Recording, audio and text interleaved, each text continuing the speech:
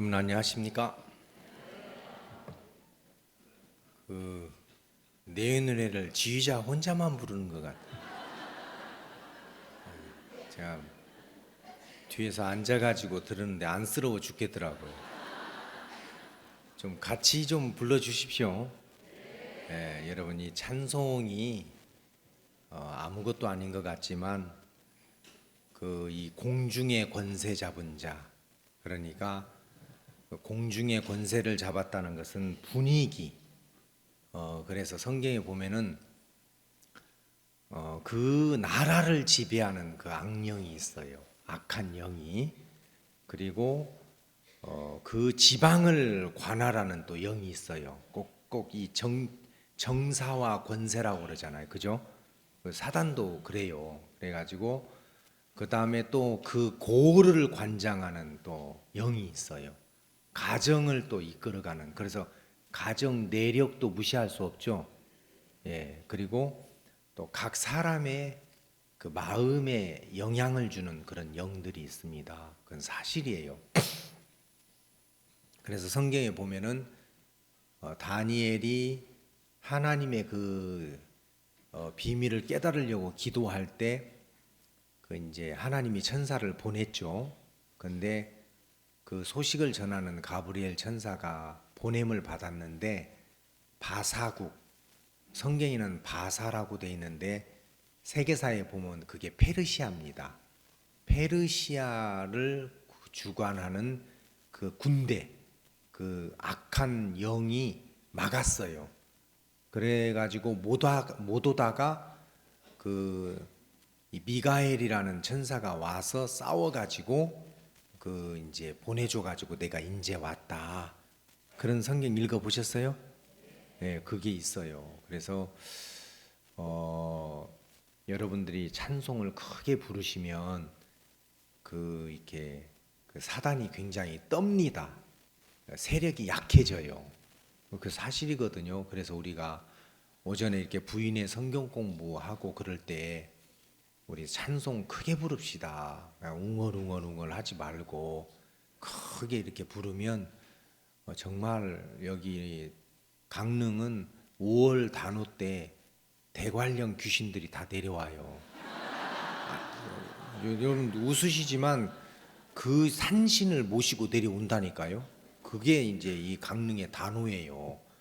그래서 이 대관령 이 밑에 영동 지방으로 저기 간성, 속초 이렇게 강릉, 그 다음에 삼척, 동해 이쪽 이 바닷가 지방이 굉장히 귀신이 세요. 그래서 여러분들 모여서 찬송을 크게 해주시면 힘이 될 줄 믿습니다. 그래서 이쪽에 이제 알코올 중독자들도 많고 공황장애, 그 다음에 정신분열, 이런 사람들이 굉장히 많이 이렇게 있어요. 그래서 저도 그런 힘을 많이 느끼거든요. 그래서 우리가 기도해서 진짜 이쪽 지역을 이렇게 영향을 주고 있는 그 악의 세력에 대해서 이 찬양은 굉장히 중요한 겁니다. 여러분 그냥 이거 잠 깨우기 위해서 부르는 거 아니거든요. 그래서 제가 시간 좀 주어지면 김두현 선교사님, 목사님 나와갖고 다시 찬송 부르면 여러분들이 진짜 이런 거 이렇게 맞추어서 크게 부르십시오. 그러면 여러분들의 마음도 찬송과 말씀과 기도와 교제와 이런 게 다 예배입니다. 이게 그냥 말씀만 듣는 게 아니에요. 그래서 우리가 이런 부분을 하나하나 이렇게 고쳐 나가고 그렇게 합시다. 알겠습니까?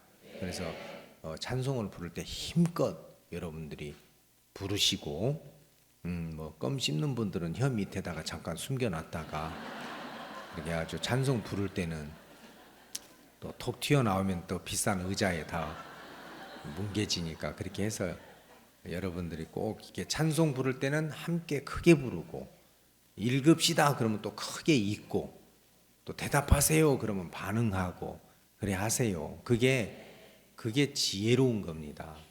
근데 이제 꼭 따라하는 거 그대로 하면 좀 바보 같고 그죠? 약간 줄 서라고 하면 좀 삐딱하게 서 있어야 좀 된 줄 알고 그러는데 그게 아니고 그렇게 이렇게 따라서 하자고 할 때 여러분들이 함께 이끌려 보시고 그러면 훨씬 여러분들의 마음도 그 건강해지고 그렇습니다. 알겠습니까?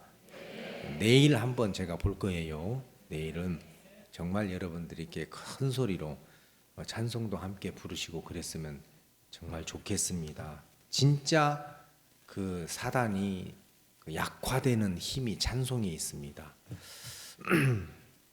그래서 어떤 분들은 구역 예배 잘 안 드리려고 그러는데, 아니 세상 사람들은 막 800만 원짜리 무당 불러다 굿도 하는데 의인들이 우리 집에 와서 찬송 부르고 말씀 전하고 그러면 그 집이 복 받겠어요, 안 받겠어요? 그거 완전 돈 버는 거예요. 근데도 이 계산을 잘못해 가지고 구역 예배 안 드린다고 그러고 뭐 다음에 드린다고, 그거 진짜 잘못 생각하는 겁니다. 그래서 여러분들 막 우리 집에 와서 계속 구역 예배 드려달라고 하고 초청하시고 그래 하십시오. 예. 요한복음 8장 찾습니다.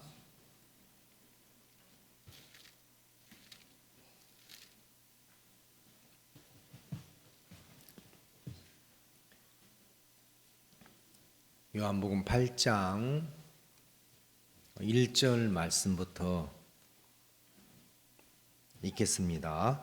예수는 감람산으로 가시다 아침에 다시 성전으로 들어오시니 백성이 다 나오는지라 앉으사 저희를 가르치시더니 서기관들과 바리새인들이 간음 중에 잡힌 여자를 끌고 와서 가운데 세우고 예수께 말하되 선생이여 이 여자가 간음하다가 현장에서 잡혔나이다. 모세는 율법에 이러한 여자를 돌로 치라 명하였거니와 선생은 어떻게 말하겠나이까. 저희가 이렇게 말하면 고소할 조건을 얻고자 해 예수를 시험함이로라.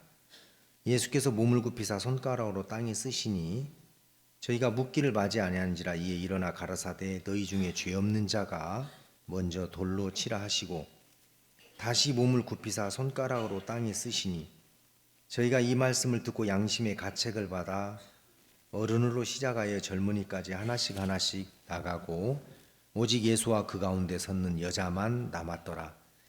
예수께서 일어나사 여자 외에 아무도 없는 것을 보시고 이르시되 여자여 너를 고소하던 그들이 어디 있느냐. 너를 정죄한 자가 없느냐. 대답하되 주여 없나이다. 예수께서 가라사대 나도 너를 정죄하지 아니하노니 가서 다시는 죄를 범치 말라 하시니라. 11절 말씀까지 읽었습니다. 신앙이 이렇게 좀 잘 안 되는 사람은 여러분들의 어떤 노력이나 각오나 다짐이 부족해서 그런 게 아니고 신앙을 오해하고 있기 때문에 그런 겁니다. 좀 더 정확하게 이야기한다면 신앙의 방향을 잘못 이해하고 있기 때문에 일어나는 현상들이에요. 그래서 이제 대부분의 많은 사람들은 그래도 내가 좀 이렇게 잘해야 되지 않나? 잘해야 되지 않는가? 근데 성경에서는 그게 굉장히 잘못된 그 죄라고 이야기하고 있습니다. 여러분 세상에서 잘하려고 하는 것이 잘못됐다고 말하는 사람 있어요, 없어요? 없어요. 근데 잘하려고 하는 것은 어디에서 출발된 마음이냐면 자기를 믿는 마음에서 출발하는 거예요. 그러니까 잘하려고 하는 건 잘하면 할 수 있는 사람이라는 거잖아요. 그죠? 내가 잘해보면 될 거야. 잘할 수 있을 거야. 그래서 자기를 신뢰하고 있고 자기가 하면 할 수 있을 것 같은 자기를 믿는 마음에서 출발한 것이기 때문에 성경에서는 그게 잘못된 것이고 악한 것이고 그걸 죄라고 이야기하고 있습니다. 그러면 아무것도 안 하고 진짜 누구 말대로 뭐 감나무에서 감 떨어질 때까지 입 벌리고만 있으면 됩니까?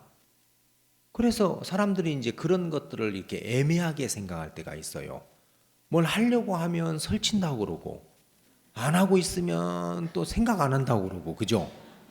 게으르다고 그러고. 그러니까 이제 이거 뭐 어떻게 하라는 거야? 이제 여러분들이 그런 둘 사이에서 이제 어려울 때가 있죠.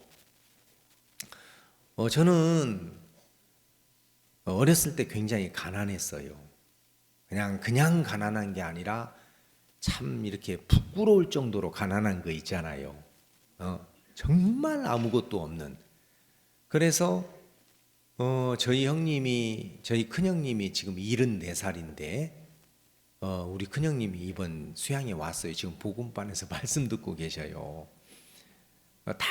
다들 옛날에 그 종교적인 그 기독교 집안에서 자랐기 때문에 다 그런 종교성이 좀 있었어요. 근데 이제 막 그 실망을 느끼고 교회 가서 그런 이제 마음도 닫고 그러다가 하여튼 이번에 이게 극적으로 오셔가지고 지금 이제 말씀을 듣고 계시는데 제가 어렸을 때 제가 이제 남자로 5번째거든요. 위로 이제 형님들이 4분이 계셔요. 근데 우리 형님들이 이렇게 가을에 나무하러 갔다가 저녁에 이제 집에 돌아와 가지고 아예 음식이 없으니까 아무것도 없으니까 물만 먹으면서 막 그렇게 짜증을 내고 막 신경질을 내는 그런 걸 좀 본 적이 있거든요. 진짜 아예 먹을 게 없었으니까 하나도 그렇게 이제 좀 가난했어요. 그래가지고 제가 이제 이렇게 중학교 다닐 때 저희 한 반이 65명에서 70명 사이예요. 한 67, 8명이 한 클래스예요. 근데 이제 그 중에서 육성회비를 못 내는 아이들이 한 4-5명이 돼요. 가난해가지고. 학교 이제 서무과장은 학생들의 육성회비를 다 이렇게 받아내야 학교 살림을 꾸려나갈 수 있으니까 어떻게 쓰든지 이제 다 받으려고 해요. 학생들을 다 만날 수 있는 시간은 수업 시간이거든요.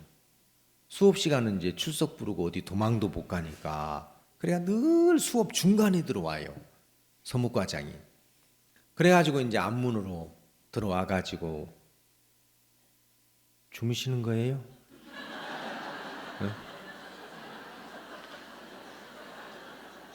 네, 시작인데 참, 들으세요. 이거 여러분 조시지 말고 일을 하면 일당을 받아야 되는 것처럼 여러분 수양에 오시면 분명히 배운 게 좀 있어야 됩니다. 예. 그래가지고 이제 수업 시간에 들어오셔가지고 딱 들어오면 선생님들이 벌써 저분이 왜 왔는지를 아니까 수업을 하다가 교단 이제 한쪽으로 딱 비껴 서는 겁니다. 그러면 이제 교탁에 이제 올라서 가지고 명단을 딱 놓고 이제 자 지금부터 부르는 학생들은 일어서세요. 그래갖고 이제 몇 번 누구 이제 4-5명 일어나요. 그러면 여러분들은 지금 책상 위에 책 그대로 놓고 책가방 그대로 놓고 뒷문으로 나가가지고 집에 가서 이제 육성예배를 가져오라고 이제 내몰려요. 그러면 집에 이제 안 가죠. 왜냐하면은 학교 끝나지도 않았는데 막 환한 대낮에 자식이 뭐 책가방도 안 가지고 육성예비 못 내서 이렇게 집으로 쫓겨왔다고 하면은 그 좀 부모 마음이 어머니 마음이 좀 아플 것 같으니까 뭐 안 가고 그냥 학교 뒷산에서 놀다가 그 수업 끝나면 들어가거나 종례 마치면 이제 가방 들고 나오는데 그날 또 이렇게 좀 내몰렸어요. 그래서 학교 뒷산에서 이렇게 놀다가 그날 이제 저도 모르게 이렇게 생각이 됐어요. 야, 이 가난이라는 게 참 이게 부끄럽고 창피한 거구나. 그런데 이 가난을 자식에게만큼은 물려주고 싶지 않은 그런 마음이 생기더라고요. 내가 나중에 어른이 되면 내 자식에게만큼은 이 부끄러운 가난을 물려주지 말아야지. 그러면 내가 이제 뭐 백도 없고 돈도 없고 승부를 걸 수 있는 건 공부밖에 없잖아요. 그래서 이제 공부를 진짜 이를 악물고 해야 되겠다. 그날 이제 각오가 딱 이제 섰어요. 근데 이제 수업도 안 받고 할 일이 없으니까 이렇게 그 생각으로 인생을 끝까지 살아본 거예요. 생각으로 사는 건 시공을 초월하잖아요, 그죠? 근데 그래, 네가 지금부터 이를 악물고 열심히 공부해서 원하는 학교에 들어갔어.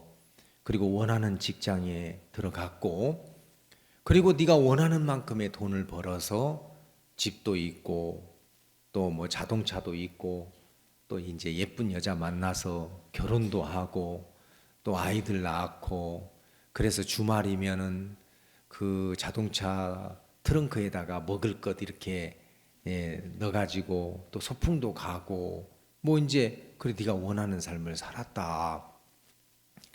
그 다음에는 그러니까 뭐 그렇게 살다 죽겠지. 근데 누가 가르쳐 주지는 않았지만 인생의 결국 마지막이 이게 죽음이구나.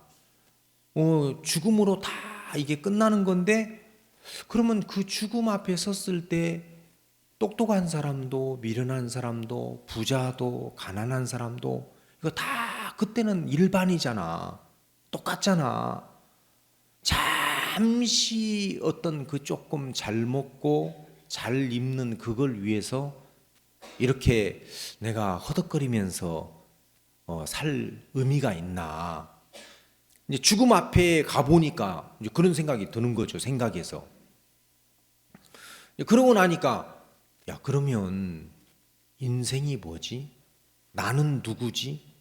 나는 내가 선택도 안 했는데 이 땅에 이렇게 왔잖아. 내가 결정도 안 했는데 누군가에 의해서. 그리고 내가 어디로 갈 건가? 교회를 다니고 있으니까 천국과 지옥이 뭐 있다는 이야기는 들어서 아는데, 그러면 나는 과연 천국에 갈 수 있는 자신이 있어? 마지막 때 예수님이 나 너 몰라 그러면 난 어떻게 되는 거지? 그리고 내가 지금 이 현실이라는 이곳에서 어떻게 살아야 마지막에 후회가 없고 내가 보람되고 가치 있는 삶을 살았다고 말할 수 있을 건가? 이런 막 그 인생의 그 어떤 풀리지 않는 의문, 이게 막 밀려오는데, 제가 그때 이제 중학교 2학년 때인데, 야, 나는 그때까지 가난이 제일 힘든 줄 알았어요. 가난만큼 고통스러운 게 없구나. 근데 이 가난보다도 더 힘든 게 하나 있더라고요. 그게 뭐냐면 막연한 거였어요. 막연한 거. 나에 대해서도 막연해요. 내 장래도 막연해요. 죽은 다음에 세계도 막연해요.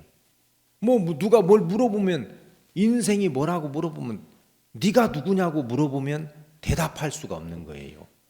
그래서 선생님들이 수업 시간에 들어와서 뭐 국어도 가르쳐주고 영어도 가르쳐주고 수학도 가르쳐주고 이런 것들은 가르쳐주는데, 어떤 분 하나가 칠판에다가 인생이란 이런 어떤 명제를 놓고 쫙 풀어주는 선생은 한 명도 없는 거예요. 그래가지고 이제 저도 모르게 그때부터 좀 뭐 소크라테스 인생론 뭐 이런 것도 읽어보고, 또 뭐 실존주의 철학자들이 뭐 쓴 뭐, 근데 이제 그런 책들이 참 좋은 말은 많아요. 근데 마음을 확 풀어주는 이야기는 없더라고요. 그러면서 이 세상에 똑똑한 사람들은 이래서 그냥 자살하는구나. 여러분 그 어네스트 헤밍웨이라는 사람 아십니까?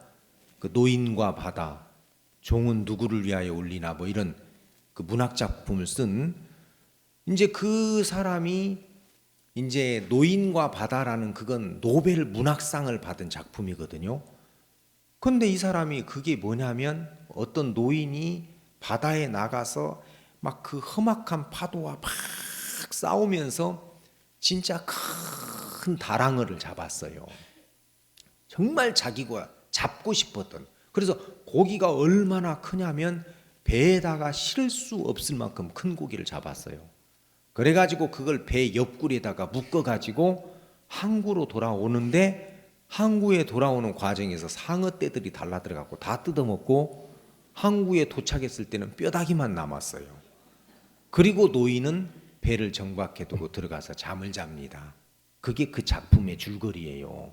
그게 뭐냐면 그 사람이 내가 젊었을 때는 뭔가 인생은 도전하고 싸워보고 막 적극적인 어떤 걸 가지고 뭐 살만한 가치가 있는 거야. 이렇게 생각을 하고 인생을 살아봤는데 나중에 보니까 이거 세상이 다 뜯어먹고 없구나. 인생 이거 완전 꽝이구나. 그리고 그 사람은 엽총 입에다가 물고 자살했거든요. 아세요? 그죠?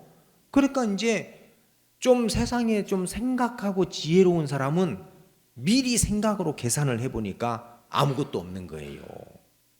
이게. 그래서 막 자살해버리고 그냥 막 어떤 극단적인 삶을 이제 살고 그랬거든요. 그러니까 진짜 이 세상이 이런 거구나. 좀 머리가 있고 뛰어난 사람들은 이게 뭐 건질만한 것이 없다는 걸 이미 알았구나. 그러니까 이제 바보 천치 아닌 이상 생각이 있잖아요. 근데 이 똑같은 어떤 그 변함없는 일상적인 삶을 반복해서 살아야 되고 막 이런 것들이 복잡했어요.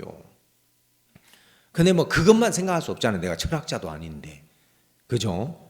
이 삶이 막 그런 것만 생각할 수 없도록 급히 몰아가요. 이제 문득 그런 걸 이제 생각을 하는 겁니다. 그러다가 제가 26살 때 지금 먼저 주님의 품으로 간 우리 박종진 선교사. 이제 이 사람을 체육관에서 이렇게 운동을 하다가 만났는데 이 사람이 이제 고등학교 때부터 이제 좀 알게 됐어요. 친한 친구는 아니에요. 고등학교 때 살짝 안면이 좀 있고 그리고 군대 제대하고 왔는데 어떻게 이제 이 사람이 운동을 좀 하더라고요. 저도 몸이 원래 약골이어서 제가 이제 몸 관리를 위해서 이제 체육관에 가고 그랬는데 근데 이제 이 사람을 내가 좋아했어요. 그 사람도 저를 좋아했어요. 왜냐하면 그 사람은 이제 전주에서 큰 나이트클럽 2개를 경영하는 지배인이었어요.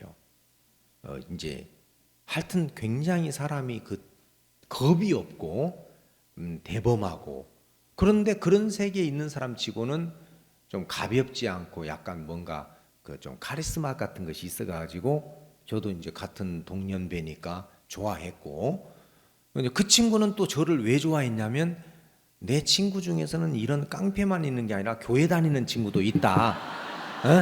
다 그런 건 아니야. 이제 이런 그런 거 있죠. 내게 없는 걸 좋아하는 뭐 오이디푸스 콤플렉스라고 합니까? 그죠?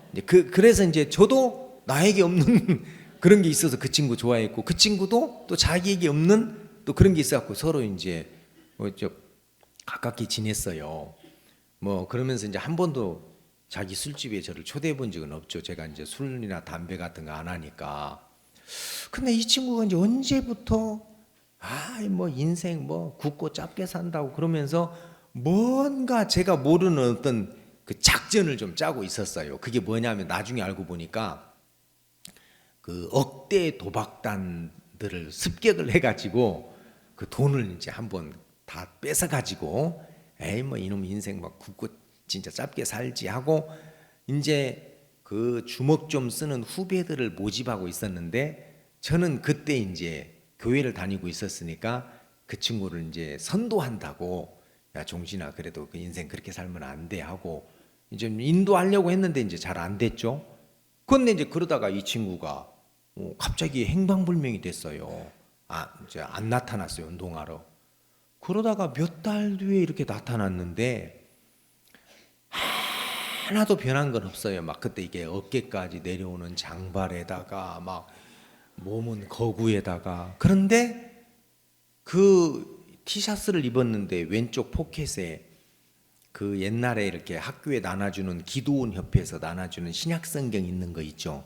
파란 그 비닐 이제 그 표지로 된 그걸 이렇게 꼽았어요. 저 사람이 성경 읽을 폼은 아니고 누가 길거리에서 나눠줬는데 버리기 뭐하니까 꼽았겠지.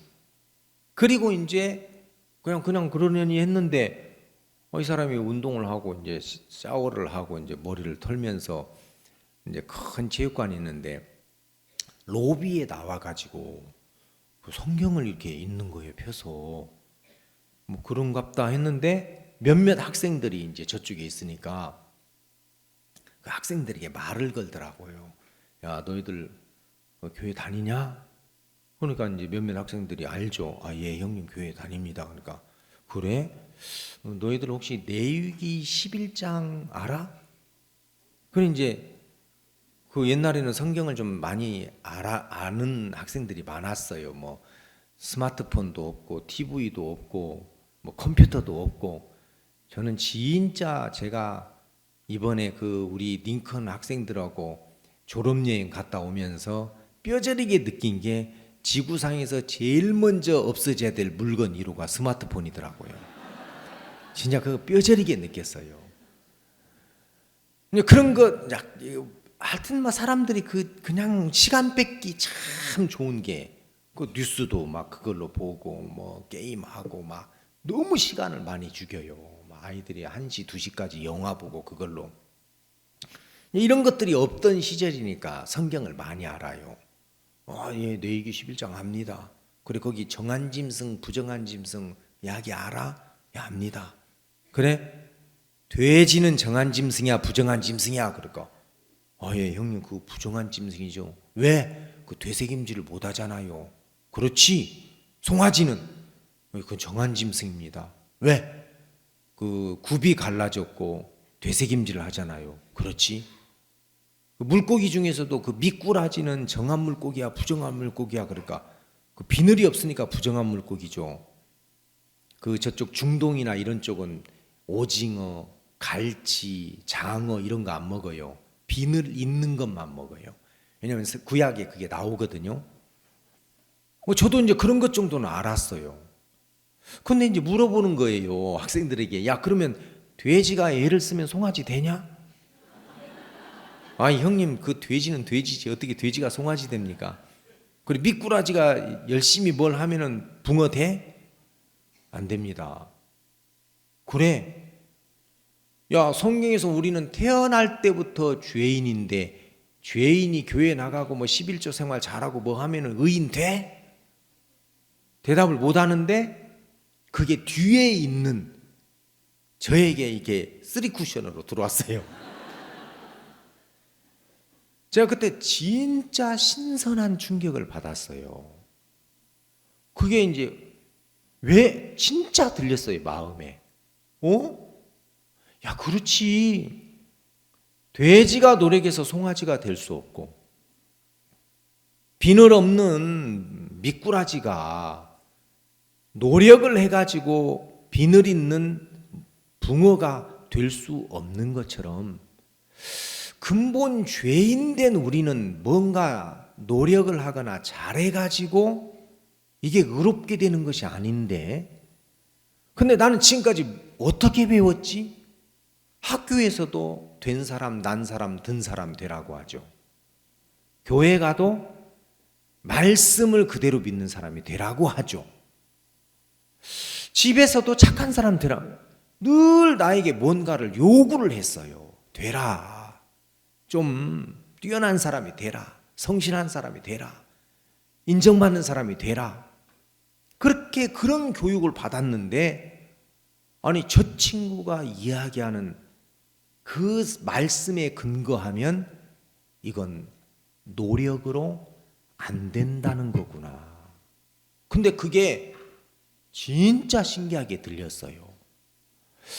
야, 저 친구가 어디서 저런 말을 들었지? 에이, 뭐 어디 가서 하나 듣고 귀가 얇아가지고 그냥 하는 얘기겠지. 근데 이 사람이 매일 와서 만나는 사람에게 늘 전도를 하는데 제가 이게 좀 신기했어요.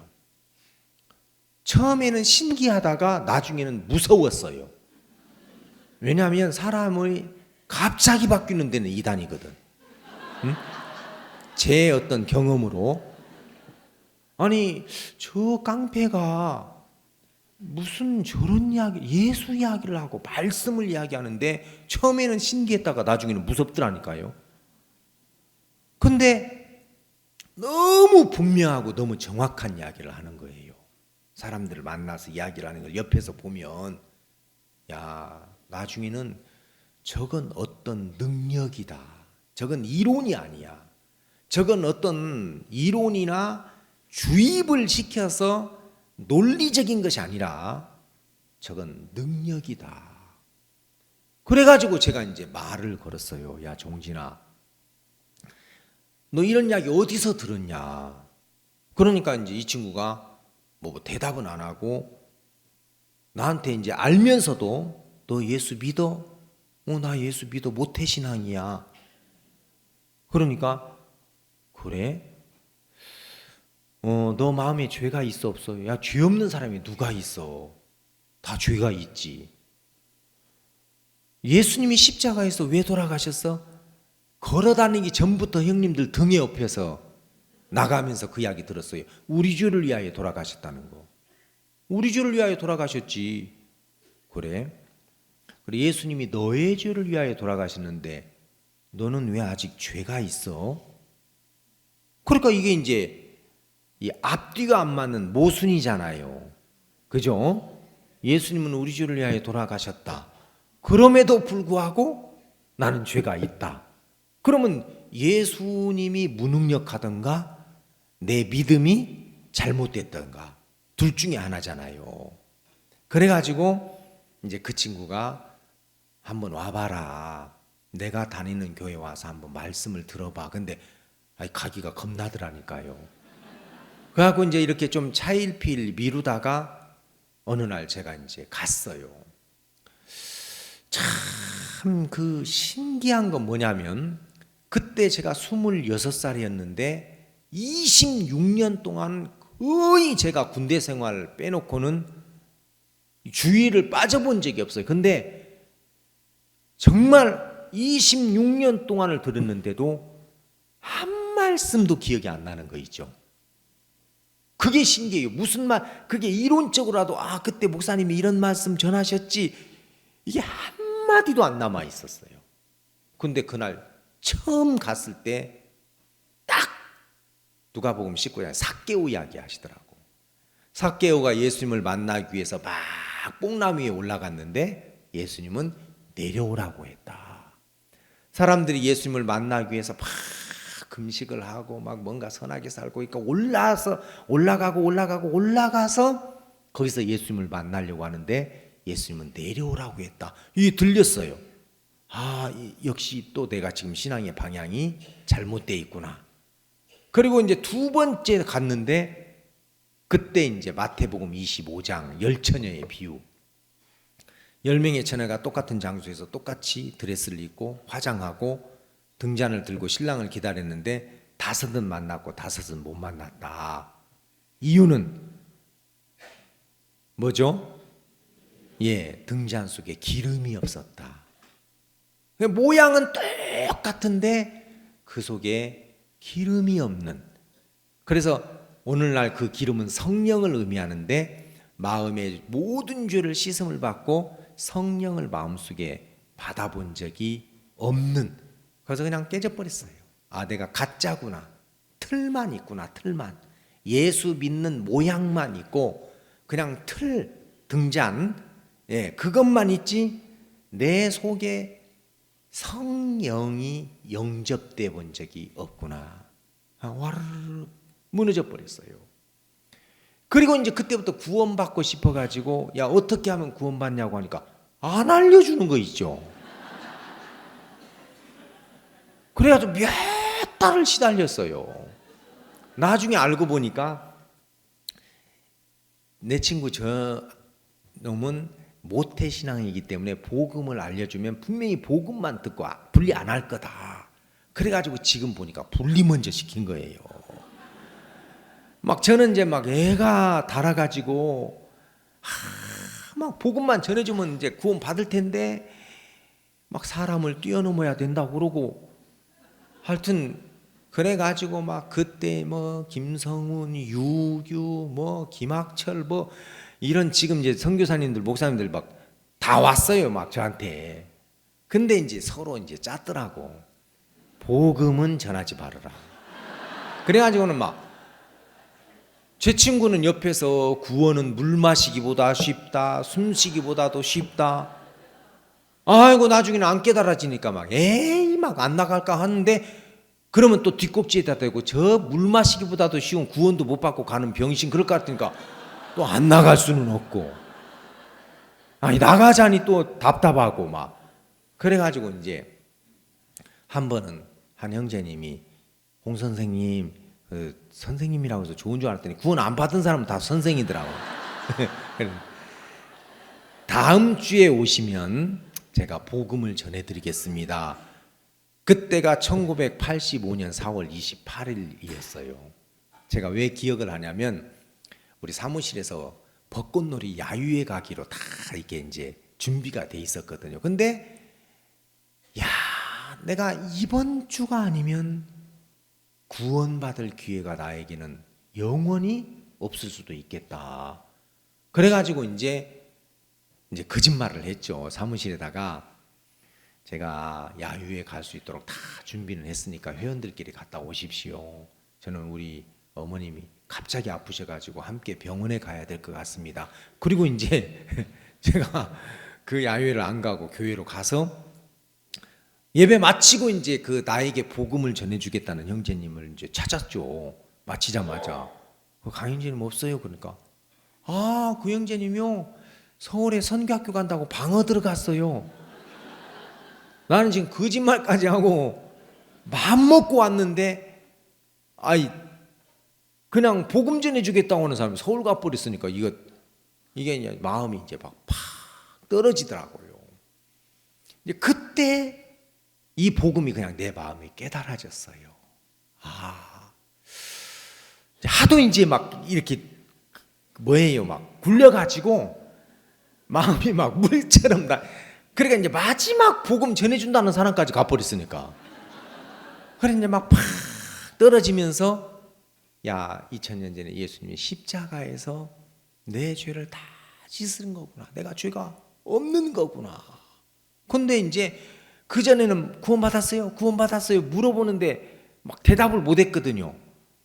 근데 그날은 또 안 물어봐 주더라고. 이제 물어보면 이제 나 구원받았어요 하고 내가 간증할 텐데 아무도 안 물어봐 줬어요. 그래서 이제 그날 저녁 예배 마치고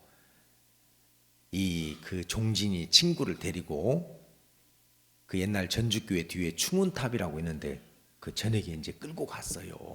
야 종진아, 내가 오늘 내 마음에 이런 마음이 임했다. 예수님이 2000년 전에 십자가에서 돌아가시면서 내 모든 죄를 영원히 씻었어. 내가 죄가 없어. 그러니까 야, 너 이제 영원한 친구가 됐다. 이제 그러면서 하여튼 참 제가 이제 그때 하나님이 은혜를 베풀어 주신 것이죠. 처음으로 그 친구가 와서 전도를 할 때 그런 말씀을 들으면서 신선한 어떤 충격을 받도록 이건 노력이 아니구나. 애쓰는 게 아니구나. 여러분 신앙은 정말 그래요. 우리의 어떤 능에 있는 게 아닙니다.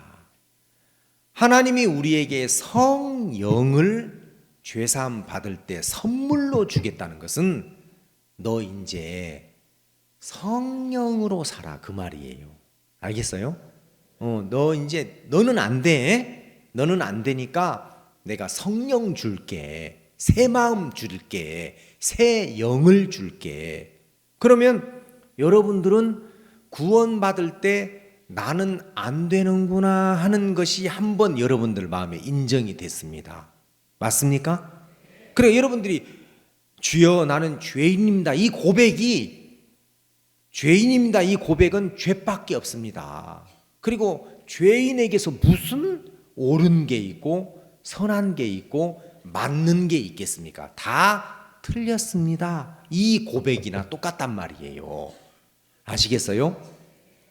그래서 성경에서 말하는 회개는 어떤 여러분들이 지은 죄를 낱낱이 나열하는 게 회개가 아니고 나를 기대하고 나를 바라봤던 데서 이렇게 돌이키는 거. 누구에게로? 하나님에게로, 예수님에게로, 말씀에게로, 성령에게로. 그죠? 이게 돌이키는 거예요. 알겠습니까? 그걸 이제 회개라고 하는 거예요. 근데 안타까운 것은 참 많은 사람들이 안 되는 일을 자꾸 하고 있어요. 안 되는 일인데. 제가 여러분 그 돼지가 송아지가 되려고 발버둥을 치는 건 이거 돼야 안 돼요. 이건 안 되는 거예요. 미꾸라지가 붕어가 될 수 있습니까? 안 됩니다. 근데 사단이 여러분들을 속였어요. 어떻게 속였냐? 아니, 할 수 있어. 잘하면 될 거야. 애를 쓰면 될 거야. 이번에는 실패했지만 다음번에는 잘 될 거야. 그런 여러분들에게 어떤 망상을 심은 거예요. 그러니까 제가 어제도 이야기했지만 여러분 그 일본의 그 빠찡코 그 성인 오락실 객관적으로 딱 그 건물 앞에 서서 객관적인 계산을 하면 딸 확률이 거의 희박한 거예요. 그렇죠? 물론 로또 누구 한 명 되기는 됩니다. 분명히 1등은 나와요. 그런데 그 확률이 여러분 희박하죠. 그죠?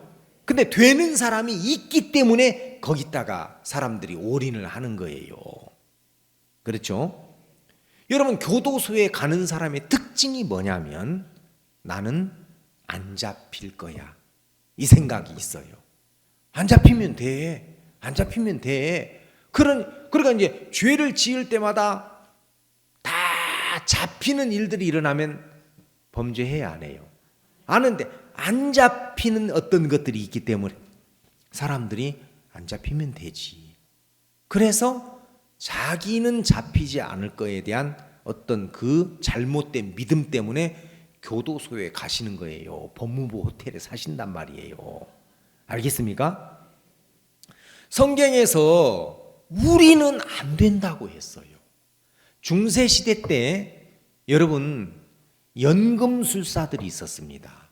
연금술이라는 것은 쇠를 다루는, 알겠습니까? 기술을 가진 사람들을 연금술사라고 그래요. 알겠습니까? 이 사람들이 어떻게 이렇게 쇠를 썩다가 보니까 구리하고 주석을 썩다가 보니까 이게 놋이 나왔어요. 놋. 그러니까 이 놋을 깨끗이 닦으면 황금 색깔 나옵니까? 안 나옵니까? 나오죠. 그래서 이 사람들이 야, 금 비슷하게 나왔네. 금 비슷하네. 그러면 이게 어떤 비율로 딱 섞다가 보면은 어느 순간에 금이 될 수 있겠구나. 이 생각을 가졌습니다. 알겠어요? 그러니까 그 비율만 찾아내면 되는 거야. 쫙 해가지고 정확한 그 비율, 그걸 황금 비율이라고 그래요. 알겠어요? 황금 비율, 황금이 될 수 있는 그 비율, 진짜 완벽한 비율, 그것만 맞추면 딱 될 거야, 금이. 그래가지고 오랜 세월 금을 만들어 보려고 노력을 했었습니다. 근데 지금은 금을 만들려고 하나요? 안 하죠. 뭘 알아냈냐면 이 금은 원래부터 이건 원소구나. 금은 처음부터. 그러니까 이 지구상에 있는 금은 더 만들어지지도 않고 더 없어지지도 않아요. 여러분 다이아몬드 같은 경우는 화산이 폭발할 때 엄청난 열과 압력에 의해서 결정이 돼요. 그러면 다이아몬드는 만들어져요, 안 만들어져요? 만들어져요. 여러분 인조 다이아몬드 만드는 거 아세요? 수칠 가지고, 그렇죠? 부드러운 수칠에다가 엄청난 전기열을 가하면 이게 다이아몬드가 딱 돼요. 그래서 인조 다이아몬드, 공업용 다이아몬드를 만들거든요. 그러니까 사파이어, 루비, 진주도 만들어져요, 안 만들어져요? 예, 진주도 조개 살 속에서 만들어져요. 근데 금은 지금 만들어져요, 안 만들어져요? 안 만들어집니다. 알겠습니까? 그걸 알고 난 다음부터는 금을 만들려고 하는 그 시도를 포기한 거예요. 이걸 알아버렸어요. 그러니까 하나님이 사람들에게 가르쳐주고 싶은 것이 뭐냐면 안 된다니까. 안 되는 거야. 너는 안 돼. 그래서 네가 나와 연합이 될 때 비로소 할 수 있어. 나를 떠나서는 안 되는 거야. 근데 사단에게 속아가지고 사람들이 어떤 독립적인 마음을 가졌어요. 독립이 뭐예요? 독립. 홀로 독자 설립자잖아요. 스스로 설 수 있다. 나는 스스로 할 수 있다. 이 마음이 어디서부터 왔다고요? 사단으로부터 왔습니다. 그러니까 여러분들이 한 가지 알아야 될 것은 내가 괜찮다고 생각하고 내가 똑똑하다고 생각하고 내가 잘났다고 생각하고 내가 현명하다고 생각하는 사람 신앙이 안 되게 돼 있어요. 안 됩니다. 절대로 안 됩니다. 예수님께서는 천지의 주제이신 아버지요, 이것을 지혜롭고 슬기 있는 자들에게는 숨기시고 어린아이들에게는 나타내심을 감사하나이다. 옳소이다. 이것이 아버지의 뜻입니다. 그랬어요. 어린이라는 건 뭐예요? 어린이. 에? 순수한 거? 무슨 어린애가 순수해요? 얼마나 영약한데요. 그죠? 어린이라는 것은 누군가의 보호를 받지 않으면 살 수 없는 존재예요. 그러니까 그 어린아이와 같아야 된다는 것은 어린아이처럼 뭐 순수하고 그게 어디 있어요? 1살짜리 봐봐요. 그죠? 에? 한 7살 돼봐요. 미운 7살, 뭐 때려 죽일 9살 막 그런다고 하잖아요. 그건 어린애가 순수하다는 의미가 아니라 어린아이는 부모의 도움을 받지 않으면 혼자 스스로 살 수 없어. 그러니까 모든 여러분 이 포유류, 그죠? 젖을 빠는 모든 여러분 포유류는 사람만 빼놓고는 스스로 젖을 찾아요. 그죠? 송아지가 나와서 송아지가 젖 물립니까? 아니면 지가 젖꼭지를 찾아갑니까? 찾아가요. 캥거루도 조그마한 것이 꾸물꾸물 갖고 주머니 속으로 들어가 안 들어가? 그런 거 좀 봐요. 다큐멘터리. 다른 거 보지 말고. 그러니까 이 모든 포유는 스스로 젖을 찾습니다. 새끼가. 근데 인간은 물려야 돼요. 알겠어요? 예, 자기가 스스로 젖을 물 수가 없어. 엄마가 물려줘야 빨아요. 그건 뭐냐? 스스로라는 말이 인간에게는 필요 없단 말이에요. 아니, 안 된다. 스스로라는 것이 안 돼요. 이해가 됩니까? 그래, 여러분들이 그 원래의 그 본질, 알겠어요? 근본 여러분들의 그 질이라는 게 뭐예요? 어떤 형질, 그렇죠? 여러분들의 어떤 그 모양, 이게 뭐냐? 본질이 우리는 안 된다. 그런데 길을 쓰고 사람들은 아니야, 이렇게 하면 될 거야, 이렇게 하면 될 거야. 그래서 그 꾀를 쓰고 있고 머리 굴림이라고 시간 다 보내요. 알겠습니까? 그래서 하나님이 율법을 주셨어요. 지키라고? 아니요. 좋아. 네가 선이 있다면 이거 지킬 수 있을 거야. 네가 능력이 있다면 이걸 지킬 수 있을 거야. 네가 선한 것이 있다면 이거 행할 수 있을 거야. 그러면 이거 한번 해봐.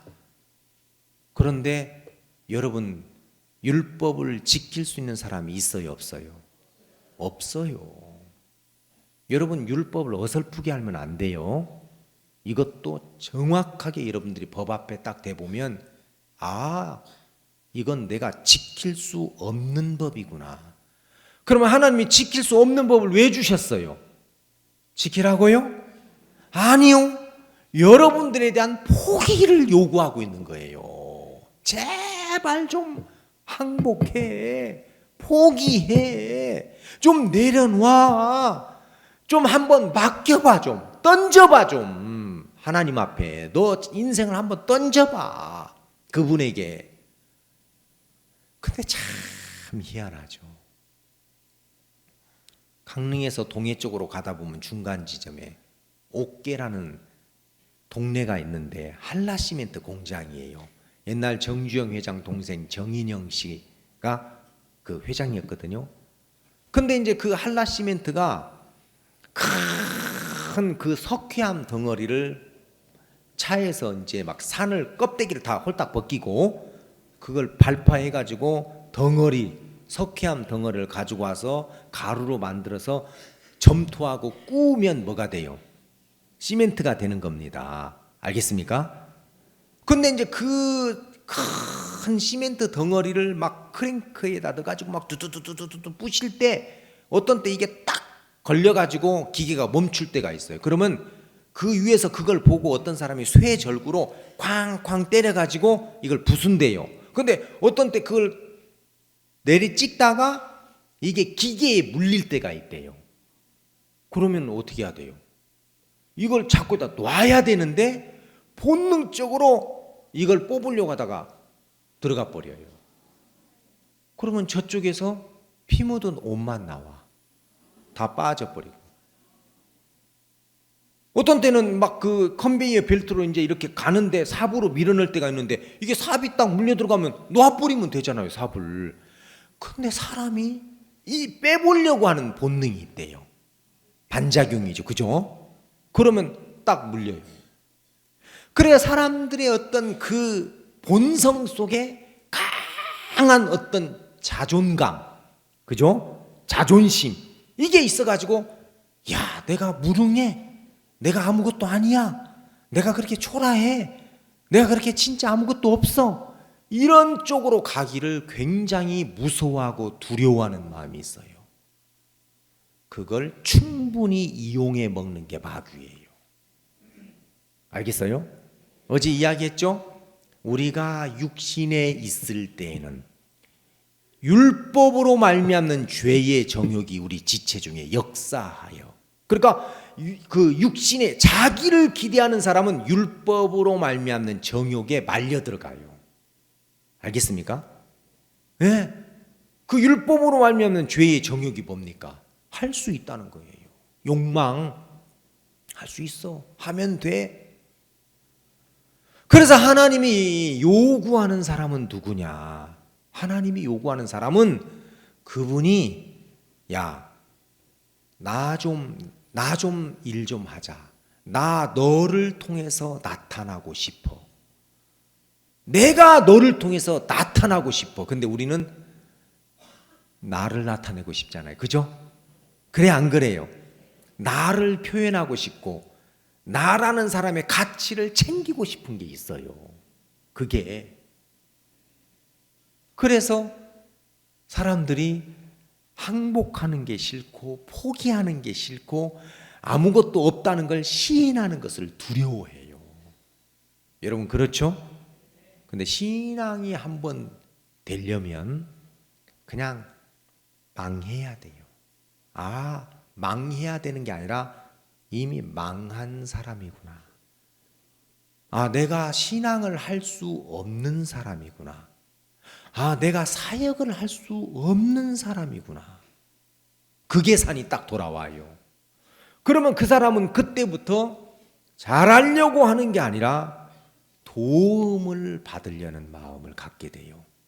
불쌍히 여김을 받고 싶은 그런 마음이 들어요. 하나님은 그 마음을 따라 이끌어 주시는 거예요. 여러분 왜 어렵습니까? 그건 분명히 안 되는 일을 하고 있기 때문에 어려운 거예요. 여러분들에게 던져주면서 금 만들어 보려면 어려워요, 안 어려워요? 어렵죠. 금을 어떻게 만들어내요? 그건 안 되는 건데. 근데 여러분 그걸 시도해 보려고 하는 것 자체가 얼마나 무모한 짓입니까? 그렇죠? 그래서 하나님이 율법을 던져주신 이유가 돼, 안 돼, 안 돼, 안 돼. 가시나무에서 포도를 딸 수 있어, 없어? 엉겅퀴에서 무화과를 딸 수 있어, 없어? 없어. 안 돼. 사람들은 그런 쪽으로 가는 것을 굉장히 싫어해요. 그래서 이 세상은 막 그죠? 뭔가 고분분투해가지고 내가 원하는 것들을 이루는 것에서 만족을 하고 여러분 그것으로 희열을 느끼려고 하는 것이 있어요. 여러분들도 누구에게 속하기보다도 짓밟고 올라섰을 때 재밌죠? 그죠? 그래 안 그래요? 네, 그런 데서 쾌감을 느끼고 그러잖아요. 그게 바로 뭐냐면 하나님을 떠난 사람들을 그렇게 이끌어 간 겁니다. 제가 오늘 요한복음 8장 간음중에 잡힌 여자 이야기를 읽었어요. 왜 성경에 이런 이야기가 기록이 됐냐면 성경은 마음을 이야기하고 있는 건데, 여러분, 간음하다가 어느 날 이 여자가 딱 잡혔습니다. 현장에서. 아이고, 며칠 지났으면은 거짓말을 흔적이 없으니까, 그죠? 그런데 이건 현장에서 잡혔기 때문에 빼도 박도 못하는 거예요. 이제 그 당시 사회적인 분위기로 이 여자는 돌에 맞아 죽는 것만 남았어요. 그러니까 이 여자는 간음하다가 잡히면 돌로 쳐 죽임을 당한다는 걸 너무 분명하게 아는 여자입니다. 그죠? 아는데도 이 여자는 그 유혹을 이겼어요? 못 이겼어요? 못 이겼어요. 어쨌든 이제 잡혔습니다. 이제 잡혀서 마을 바깥으로 끌려 나가서 이제 죽는 것만 딱 남았는데, 이 여자의 마음을 보면, 이 상태에서 이 여자의 마음을 보면, 아, 이제 나는 돌에 맞아 죽는구나 하는 뭐가 왔어요? 죽음이 왔어요. 그죠? 딱 죽음이. 사망이 오면서 지금까지 이 여자를 끌고 다녔던 잘난 생각, 똑똑한 생각, 인생의 계획, 장래를 향한 어떤 소망, 이런 것들이 다 죽었어요? 안 죽었어요? 다 죽어버렸어요. 그렇겠죠? 그렇죠? 예를 들어서 암 환자들이 사형 선고를 딱 받았을 때 그냥 털썩 주저앉아 버리잖아요. 그죠? 하늘이 노래지면서 아이고, 이제 끝났구나.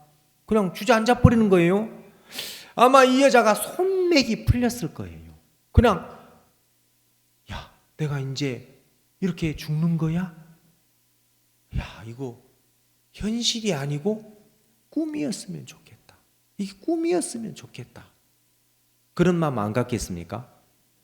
그러니까 이 여자가 살았을 때는 뭔지 모르는 어떤 이 여자의 마음에 강한 욕구도 있고, 자기 생각도 있고, 자기 기준도 있고, 막 이런 것들이 힘있게 이 여자의 마음에 왕성하게 살아 있었어요. 그런데 이 여자가 간음하다가 현장에서 딱 잡히는 순간, 이 여자는 이제 아무것도 거부할 수 있는 힘이 없어요. 성경에 이런 이야기를 왜 기록했냐면, 이런 죄를 지어야 구원받는다, 그 뜻이 아니라, 알겠습니까? 이 여자의 마음의 상태를 이야기해 주고 싶은 거예요. 봐라, 이 여자가 이제 무슨 의지가 있냐, 무슨 계획이 있냐, 무슨 자기를 주장할 게 있냐, 무슨 남을 이러쿵 저러쿵. 새끼들, 니네들은 죄 안 지었어? 나만 지금 재수없이 들켜서 그렇지. 그죠? 여러분, 교도소에 앉아있는 사람들이 마음 낮은 게 아니에요. 죄 지었어도 돈 있는 놈들은 다 빠져나가고, 유전 무죄, 무전 유죄지 그러고 있어요. 다 나름대로 뭐예요? 핑계가 있고 변명이 있고. 자, 지금 이 여자는 율법에 의해서 돌에 맞아 이제 죽는 일만 남았어요. 그러니까 이 여자의 마음을 찍어본다면 아무것도 없습니다. 빈 마음. 그렇죠? 그냥 빈 마음.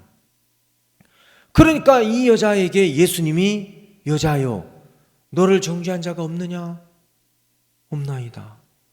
나도 너를 정죄하지 아니하노니. 그러니까 예수님이 나도 너를 죄 있다고 하지 않겠다. 이 여자는요, 왜 네가 죄가 없냐면 네가 지은 그 죄를 내가 대신해서 죽는 거야. 알았어? 이해해? 이런 말 안 했어요, 예수님이. 왜냐하면 그냥 이 여자의 마음은 말씀이 그대로 들어가는 거예요. 하나님이 여러분들에게 원하는 건 그것밖에 없어요. 그냥 말씀이 그대로 들어가서 그대로 나오는 거. 근데 어떤 사람의 마음에는 말씀이 들어가서 섞여버려요. 자기 생각하고. 말씀은 그렇지만 뭐 교회는 그렇게 해도, 그러면서 또 자기 나름대로의 생각이 있고 방법이 있고. 그렇습니까? 안 그렇습니까? 제가 구원받았을 때 진짜 그 마음이, 야, 내가 오늘 아니면 어쩌면 나에게는 다시는 구원의 기회가 없을 거야. 그날 진짜 막 처절했어요. 그래서 안 되겠다. 어떻게 하지? 야, 어머니 때문에 병원에 동행해야 되니까 못 간다고 해야 되겠다. 그리고 갔다가, 가영진은 어디 계세요? 그러니까 예, 그 뭐 서울에 신학교 간다고 방어 들어. 세상에, 인수인계라도 해주고 가지. 누구 오면 오늘 만나기로 했어요. 그냥 한 곳에 멍하니 있다가 그 복음이 마음에 보여요. 누가 안 전해줬어도 임해버렸어요. 그렇구나. 그렇지. 그러니까 오늘 여러분들의 마음에도, 여러분 복음반에서 어떤 사람은 복음을 듣고 너무 감사하다. 야, 예수를 믿는다는 건 우리 편에서 뭘 잘하는 게 아니라 예수님이 나를 위해서 한 사실을 믿는 것이 예수를 믿는 거구나. 이거 그냥 그대로 받아들여. 우리 저기 그 뭡니까? 저 LA에 있는 안종영 목사님 아버지는 또 구원 안 받으려고 하다가 복음반에서 딱 복음을 다 들었어요. 그래가지고 이제 자식들이 수양회 다 끝날 때 물었어요. 아버지 구원 받으셨어요? 그러니까 야, 내가 하마터면 구원 받을 뻔했다. 참 기가 막힌 이야기야. 야, 그 복음반 목사 말 잘하대. 말 잘하대. 내가 하마터면 구원 받을 뻔했다. 그러니까 이분은 내가 구원 받으면 니네들처럼 살 거 아니냐. 응? 술도 못 먹고 놀러도 못 다니고 막, 그러니까 막 이 세상에 대한 미련, 막 자기 계획, 욕망, 막 이런 걸 버리기 싫어가지고, 그죠? 그래가지고 이제 막 자식들 때문에 어쩔 수 없이 끌려와서 말씀을 듣는데, 세상에 그런 기가 막힌 이야기를 한 사람 나 처음 봤어요. 야, 내가 한바트면 구원받을 뻔했다. 그 목사 말 참 잘하대. 그러니까 가족들이 다 진짜 나가 떨어질 뻔했어요. 구원이 돼야 안 돼요. 안 돼. 사실 알고 보면 우리는 이미 아담 안에서 망한 인생이잖아요. 그죠? 실패했어요. 사망. 그죠? 죽음이 와서 다 망한 거다. 그 말 아닙니까? 예, 망한 거예요. 그래서 사람에게서 나오는 것은 전부 사망, 죽음이라는 딱지가 딱 붙어요. 사랑, 죽은 사랑. 소망, 죽은 소망. 기쁨, 죽은 기쁨. 그죠? 그래 안 그래? 다 죽은 거예요. 그 가짜예요. 이 여자가 그런 현실 앞에서, 야, 정말 그렇구나. 그냥 이 여자는 그냥 마음이 비워진 거예요. 예수님은 보란 듯이 봐. 니네들은 내가 무슨 말을 해도 따질 수 있고 변명할 수 있고 핑계댈 수 있고 자기 이야기할 수 있잖아. 근데 이 여자 봐봐. 이 여자는 말씀이 그대로 들어가잖아. 여러분, 하나님이 왜 인생들을 고난 속에 두십니까? 이유가 뭐죠? 없어요. 말씀 한마디 그대로 듣게 하려는 목적 말고는 없어요. 말씀 한마디. 여러분들이 그냥 하나님이 요구하는 건 그거예요. 내 말 그대로 한번 믿어봐. 근데 사람들이 그대로 해야 안 해요. 수양에 왔을 때는 그대로 될 것 같은데 집에 돌아가면 또 뭐예요? 돼, 안 돼요? 또 생각 받아들이고 또 자기 계획이 있고 자기 느낌이 있고 이런 거예요.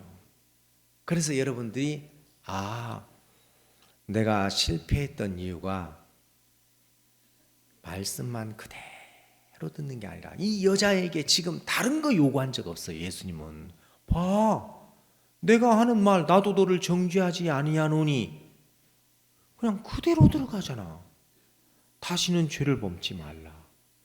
그 말은 네가 죄를 안 지으려고 했을 때는 안 됐는데 이제 내가 죄를 범치 않는 삶으로 내가 이끌어 줄게. 그 예수님의 의지를 이야기한 거잖아. 그죠? 그러니까 이 여자는 그냥 그 말씀이 그대로 들어와서 그대로 나오는 거예요. 여러분, 땅은 그대로 했습니다. 땅은, 그죠? 씨 맺는 채소를 내라, 열매 맺는 과목을 내라, 그죠? 땅은 말씀이 그대로 들어가서 그대로, 땅은, 그죠? 거부하지 않았어요. 땅은, 만물은 그대로 합니다. 만물은 인간만 거스려요. 그렇죠? 사단이 주는 생각을 받아들였기 때문에 사람만 말씀 앞에서 이유를 달아요. 여러분들이 진짜 망할지라도 한번 말씀을 그대로 믿어보세요. 이방의 빛이다. 그러면 그냥 여러분들이 그 말씀을 믿어보세요. 아, 하나님이 내 자신을 의롭게 했구나. 그래, 그대로 한번 믿어보세요. 근데 자기가 똑똑하다고 생각하는 사람은 자꾸 이게 자기가 계산해봐요. 이건 현실성이 없어. 이건 나하고 해당되는 말이 아니야. 이대로 했다가 손해볼걸? 그죠? 어려워질걸? 자꾸 이런 어떤 또 다른 여러분들의 꾀가 틈을 타기 때문에 그거 말고는 아무것도 없습니다. 진짜 아무것도 없어요. 하나님은 성실한 사람도 안 찾아요. 하나님은 순한 사람 찾는 것도 아니에요. 제가 목회를 하면서 처음에는 좀 이해가 안 됐어요. 아, 진짜 저런 사람은 못돼 빠졌는데 일이 돼요. 은혜를 입어. 어떤 사람은 막 진짜 참 여자답고 순하고 그런데 엄청 고생을 해요. 왜 그러지? 나 같으면 저런 사람이 이렇게 복되게 할 텐데. 나중에 하나님은 순수한 사람, 선한 사람, 성실한 사람, 이걸 원하는 게 아니라 믿는 사람을 원하는구나. 알겠습니까? 예, 여러분들의 모습을 보지 말고 하나님은 여러분들이 착할 때 일하는 게 아닙니다. 하나님은 여러분들이 부지런할 때 일하는 게 아니라 믿을 때 일을 합니다. 알겠어요? 이건 엄청난 거예요. 하나님은 믿을 때 일을 하시는구나. 그래서 여러분 그 김용욱 자매님 간증 다 들어봤죠? 저 달라스에 가서 직접 들어봤어요. 목사님이 그랬어요. 자매님, 절대로 자매님 지금까지 어떻게 살아왔는지 그거 보지 마세요. 왜냐? 그 자매님이 교회도 잘 안 나왔거든. 에? 믿음 생활도 잘 안 했어요. 원래 좀 이렇게 그 전도자 가족들이 별로 믿음이 안 좋아. 응? 그죠? 가족이 그래서 그런지 몰라도. 그런데 그걸 알기 때문에 자매님 절대 자기 보지 마세요. 자기 모습 보지 마세요. 그냥 믿으세요. 근데 이 사람은 그냥 믿었어요. 그래서 목사님이 신기해갖고 이번에 달라스 수양에서 만나서 아니 어떻게 그렇게 내 말을 그대로 믿었는가 그럴까. 목사님 믿고 말고 할 게 뭐 있어요. 죽는데 암이 2개나 걸려갖고 지금 죽는데 뭐 믿고 말고. 저는 그런 여유가 없어요. 그래서 그냥 그대로 믿었어요. 목사님 밥맛이 없어요. 그럼 목사님이 자동차가 기름 맛을 보고 먹습니까? 이 집 기름은 맛있어. 뭐 자동차는 그냥 기름 받아들이면 가요. 맛으로 먹지 말고 그냥 약처럼 먹어요. 그러니까 그대로 먹었대요. 왜? 살기 위해서. 그죠? 여러분 감기 걸리면 쓴 약도 먹어 안 먹어? 왜? 나으려고 쓴 약 먹잖아요. 밥맛 없어도 약처럼 먹어야 돼. 약처럼 밥을. 그러니까 이 사람은 목사님 내가 지금 선택의 여지가 없어요. 나는 살려고 그냥 목사님 말씀 그대로 들었어요. 그러니까 옛날보다도 더 건강해졌어. 진짜예요. 더 면역 수치가 옛날보다도 더 좋아져 버렸어요. 놀랍죠? 무엇밖에 없어요. 말씀 그대로 받은 거 말고 없어요. 하나님의 말씀을. 여러분들이 속았어요. 내가 좀 성실해야 되는데, 내가 좀 착해야 되는데, 내가 그래도 좀 순수해야 되는데, 내가 그래도 좀 부지런해야 되는데, 그거 여러분 황금 만들어 보려고 하는 나 똑같아요. 알겠어요? 그러지 말고 그냥 말씀을 그대로 믿으면 그 말씀이 그대로 역사가 됩니다. 김윤옥 자매 진짜 그랬잖아요. 그죠? 그래서 이 자매님은 그래 나는 나 안 봐. 난 나 안 믿어. 말씀 그대로 받고 역사했습니다. 내일 좀 이 부분에 좀 더 자세하게 이야기하겠습니다. 기도하겠습니다. 하나님 아버지, 우리가 정말 사단에게 속는데도 잘 모르기 때문에 이런 교회 안에 수양회를 통하여 말씀으로 그 혼돈되고 혼탁되고 어지러워진 우리의 마음을 정리정돈시켜 주시는 주님 앞에 감사합니다.